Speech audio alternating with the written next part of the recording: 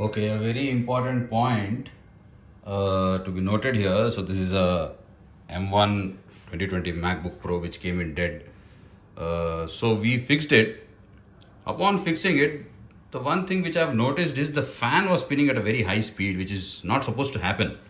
So everything was perfect, and I don't know what's going wrong. So the only thing I was suspecting is this cable here. So you can see how thin this cable is. So this is the cable which connects the battery to the motherboard, and I asked the client for his password. So the moment I entered the password, the battery wasn't getting detected. So that is the reason why the fan was spinning at a very high speed.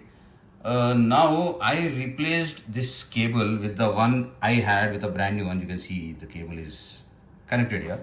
So now the battery is getting detected and charged and everything. Now it's at 5%. Now earlier, like how it is showing a spark symbol here, it was showing a cross symbol. That means the battery isn't getting detected. So the fan doesn't spin now. Now everything is back to normal.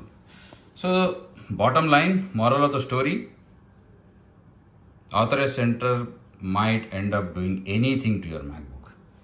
Because of this one particular thing, your MacBook would have made annoying sound all through its usage.